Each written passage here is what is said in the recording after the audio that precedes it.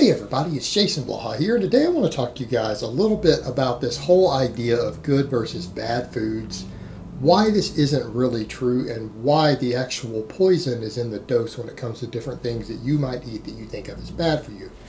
Put on my +5 out of weaponsmithing, work on skilling up my crafting a little bit, and let's talk about this. And I'm not going to really approach this from a flexible dieting perspective because I'm not always a fan of flexible dieting, or if it fits your macros crowd. I think there are flaws in that logic.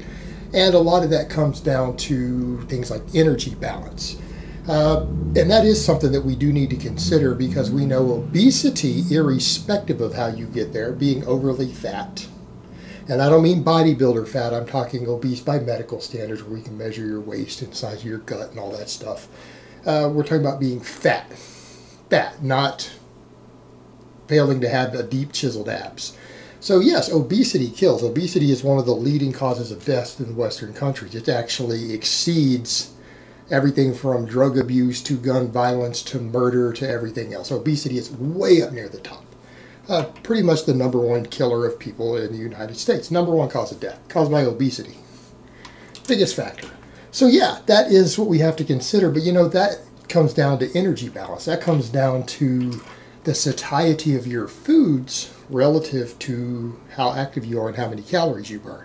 So calories in versus calories out is the single most important factor there. And that's universally agreed upon by all the experts. We know this. It's been studied in the metabolic ward. So that's not what we're talking about, although that can obviously be a factor. How easy it is to overindulge in a food could in theory affect how good or bad it is for a given individual. That doesn't make it universally good and bad. Now the problem we have is that the fitness world loves to label foods good or bad, and we have whole cult-like mentalities that revolve around this fact. You've got the paleo groups who feel like all grains and refined sugars and all of that is bad, but even grains are bad. They're evil. They're the devil. Keto people, carbs are bad. Vegans, all animal products are bad. Right? The list goes on and on and on of people who have these different extreme diet approaches, or people who just in general, junk food is bad. Whole foods are good. Well, the reality is that's not actually true. Those are trends oftentimes in cases of obesity and the ability to overindulge, but they're not guaranteed to affect that. And I think a lot of that comes from religion, because religions have historically labeled certain foods as bad, and so there's a human and cultural tendency to do that. And you know, a lot of that was done for good reason. I mean, you go back and look historically, a lot of religions use pork, for example. They don't allow eating pigs. Well, a pig is kind of a nasty animal. I mean, it's not a far-fetched conclusion for various ancient religions to look at a pig, look at the fact that it's a nasty animal that roots in its own poop, and they used to be used in ancient times to like eat the sewage off the streets, right? They used to clean the sewage because they didn't have always aqueducts and sewers and everything. Certain cultures, historically, they were basically used to clean the poop up. So it makes sense that historically, and the fact that they used to be prone to trichinosis, so you could get worms that really were a problem, especially without modern medicine to get rid of them, from eating pigs historically, you know, in more ancient times. So it's not a far-gone conclusion. You know, that was looked at in different cultures, and religions said, you know, that's a nasty animal. We don't want to eat that, okay? Same thing with a lot of bottom feeders. A lot of religions don't allow you to eat bottom feeders from the ocean or ponds, basically animals that live off the muck in the bottom, because they're considered to be nasty. It's unclean. Or animals that eat carrion, right? Scavengers. They're nasty. They eat rotten stuff. You don't want to eat that. But, you know, that's a historical religious thing, and people try to apply it to everything else. Well, the reality is, with a lot of things that are bad for you, the poison is in the dose. Refined sugars, or fructose is a perfect example. Yeah, we have good data showing that chronically consuming 50 grams of fructose every day will cause certain health problems, and it will massively exacerbate health problems from being sedentary and obese, right? There's pretty good data on that. But does that mean all fructose and sugar is automatically bad? No, of course not. There's a safe threshold, and anything under 50 grams doesn't seem to cause that. Now, furthermore, really physically active people aren't always as subject to that. Their threshold seems to be higher on the amount that they can take in before it causes negative effects in their health or their blood markers. So is it really a bad food? Or is it just a food that when consumed in excess exacerbates being out of shape? But in moderation doesn't cause any ill effects. And furthermore, if it's eaten in the form of fruit, the threshold seems to go a little higher, meaning getting 50 grams of fructose from fruit that still has its fiber and stuff intact in it, and particularly if you eat other higher fiber foods with it, doesn't seem to have quite the same negative effects that just taking it in the form of refined sugar does. And now you take a physically active person who eats a lot of fruit, they can eat a lot more fructose without seeing negative problems. You see the point here? So fructose isn't automatically bad. There is a threshold, and that threshold can vary depending upon your fiber intake and your physical activity level. There's a threshold to which it starts to cause health problems. It's not automatically bad. The poison is in the dose. Same thing. I mean, water. We need water to survive, but if you consume too much water, it will kill you. But if you consume too little water, it will kill you. You know, we go, oh, water's good or bad. You know, and everything has poisons and toxins in it. That's normal. Broccoli has arsenic and lead in it in trace amounts. Broccoli, one of the healthiest foods in the world. Do we tell people don't eat broccoli? It's got poison in it? No. Because people who consume broccoli don't consume enough lead and arsenic from it to ever reach a level of toxicity that their liver can't process out for them. It's there, but it's below the threshold at which it's going to harm your health. It's below the threshold. And the same thing, you know, we come to all these other foods. People will say, oh, well, this food is bad. This food is bad. Dairy. You know, you'll have all these vegans and people will scream about dairy causing cancer. Well, it's not even supported by the scientific literature. All right, you can extrapolate data, but when you look at big populations, there's no real overlap. In fact, if you look at different meta-analysis, perfect example, it was thought that dairy might exacerbate breast cancer, right? Because there's estrogen things in dairy oftentimes because of the way the cattle are raised. So it's been speculated that, hey, maybe it will cause breast cancer. Yeah, this is a concern. But then when it's studied and meta-analysis is done, there is no correlation between dairy intake and breast cancer. None at all. Meaning women who consume large amounts of dairy don't get breast cancer at any higher or lower rate than women who consume zero dairy. Meaning it doesn't seem to affect it one way or the other than one type of dairy. And can you guess what it is? Yogurt. It's found that women who consume large amounts of yogurt get breast cancer at a slightly lower rate than women who consume no dairy and people who consume high amounts of non-yogurt dairy. They get it at a lower rate.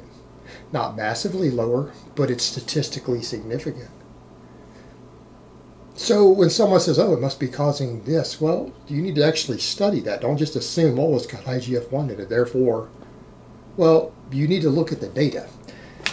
Same thing, you'll look at the multivariate analysis. You know, they've only found one type of cancer and one specific type of dairy that seems to have a massive correlation between intake. You want to know what it is? Whole milk and prostate cancer. And the point we make here is not that men who consume whole milk have prostate cancer at a higher rate than men who don't. They don't. It's men who consume very large amounts of whole milk. Like they broke it up into groups when they looked at epidemiology, and they found that men who consume the highest amount of whole milk get prostate cancer at 50% higher of a rate of men who consume no whole milk or who consume it in moderate amounts.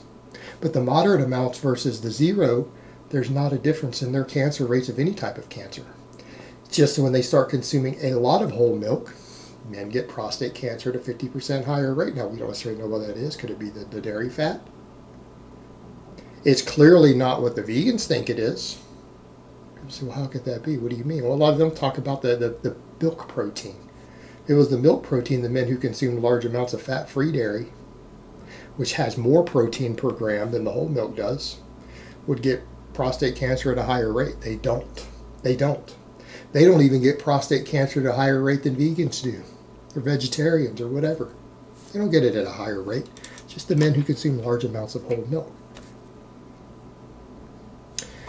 then we can take foods that are good foods. We generally say whole foods are better, and I agree with that. I think most of us should base our diets around whole foods. And if you don't know what whole foods means, that means not heavily processed, right? Foods that are largely intact, reasonably intact of how they're found in nature and haven't gone through 3 or 4 big chemical processes. I mean a little bit of milling here. But by that same threshold, we talk about fiber. It's generally agreed that most people in Western countries don't consume enough fiber. Therefore, we push people to consume more fiber. And for most of us, getting another 10 or 15 grams of fiber a day would be beneficial to our health. It means more grains, more fruits, more vegetables, right? That's where you get fiber. Most people need more fiber than they take in. So therefore, it's pushed as a healthy thing, and it is. There are health benefits to it.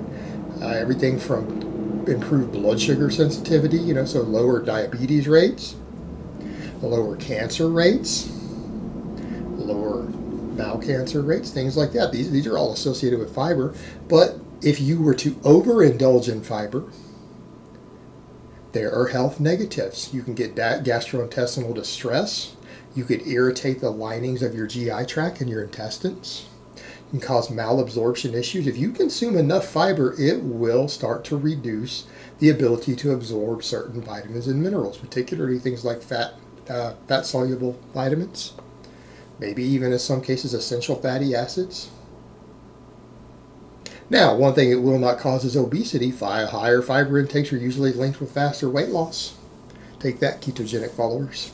But, again, there are enormous amounts of health benefits for most people to consume more fiber than they're consuming, but it is possible, and many people have done it successfully, consume so much fiber that it becomes a negative to your health. So just like with anything else, these whole foods with fiber in them aren't good or bad inherently. They're good. There's an ideal threshold. There's an ideal range.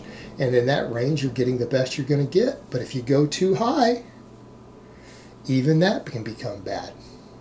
Omega-3 fatty acids, another perfect example that because of modern supplementation, people have the ability to consume dangerous amounts. And some coaches prescribe dangerous amounts. People say that, well, fish oil is good. Well, fish oil is good. And getting a small amount of omega-3s every day is actually good for you. In fact, we seem to get better results from people who get it from animal source. Again, you can argue that all you want. The data's there. But when taken in excess, it can cause thinning of the blood, and it can cause reduced immune function in the body. It can actually lower your immune system when consumed in excess chronically. Now, omega-3 fatty acids are actually required for life. If you get 0 in your diet, you will actually die. You cannot survive without them. But when consumed in excess, what happens? It compromises your immune system. It can cause free bleeding, cause you to bleed out easier. There are problems here. So ultimately, when people get this idea that, oh, these are all these inherently good and bad foods, that's not the case. It's like with anything else. The poison is in the dose. It's that a lot of these things that are in foods that we eat become bad for our health when consumed in excess. And what that excess consists of is different for different people's lifestyles oftentimes. It's not always the same from person to person. It's the excess that's the problem. And that is the biggest reason we see a problem with a lot of heavily refined foods, is that it's simply easier to consume a lot of them in excess. Heavily refined foods that are salty, fatty, sugary foods that are low in fiber and taste really, really good. They're hyper palatable, and in some cases they have flavor enhancers added. It's just easy to overeat them, and it's easier to get large amounts of the things in them that are bad for you when consumed in excess. And that's ultimately the problem. It's not that they're inherently good and bad. And the reality is so many people focus on the wrong things. All these groups of people actually focus on the wrong things. They classify groups of food as good and bad when actually most of the time the foods they're classifying as bad are actually good. They're perfectly healthy. They're perfectly fine when consumed in reasonable amounts. Instead of focusing on why don't we all just agree that it's the really calorically dense, hyper-palatable foods that aren't a good idea, unless you happen to be an extreme athlete who needs that many calories to compete in your sport, which does exist. All right, guys, well, that's really all I have to say on that today. I hope it's been informative, and I will talk to you guys next time.